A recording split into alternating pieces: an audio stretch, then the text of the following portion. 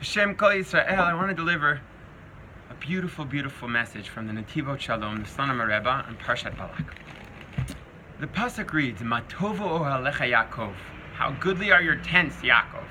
And these are the first words of tefillah that a Jew says as he walks into shul. Where does it come from? It comes from this week's parsha, when Bilam is trying to curse the Jewish people, but instead he ends up blessing them with this blessing, Matovo ohalecha Yaakov. What are the tents?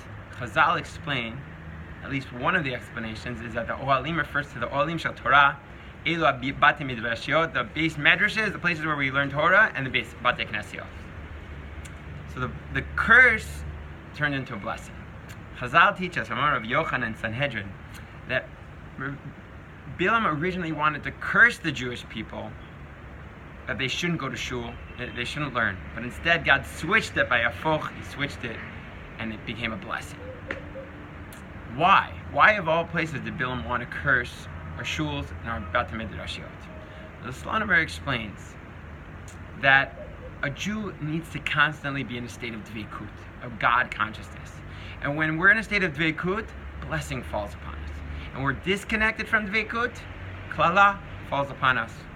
Like the Rambam explains in the Moreh Nevuchim, that whenever bad stuff happened to the tzaddikim, because it was a hesach hadas, they stopped thinking about God. But if you always are thinking about God and how inod milvado, no bad things can happen. So try it at home. See if it works. Back to our point. So Bilam wanted to disconnect us from this dveikus. And that explains the Baal Hapor, where there was a sexual aspect of the sin, where he wanted to disconnect our emotions, our heart from God. And there was an intellectual aspect, which was the avodah zara. He wanted to get our brains and our heart away from God, impurifying it through sin, and unfortunately he succeeded.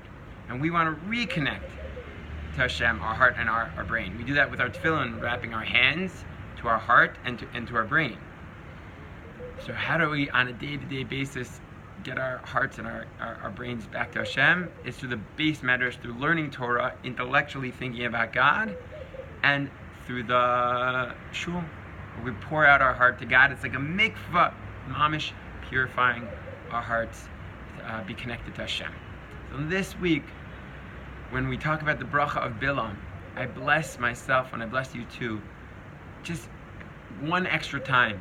Get another shachars in there. Get another shtag in the base medrash. Spend an extra 5 minutes in base knesses.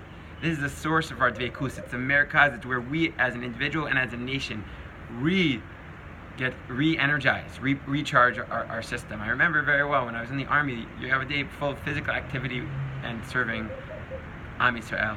And then the sweetest part was at the end of the day when we had our mincha, we had our mariv, it just felt like home. A lot of times when I'm traveling also, you're traveling the world, but when you get to a base knesset with Am Yisrael, you feel home.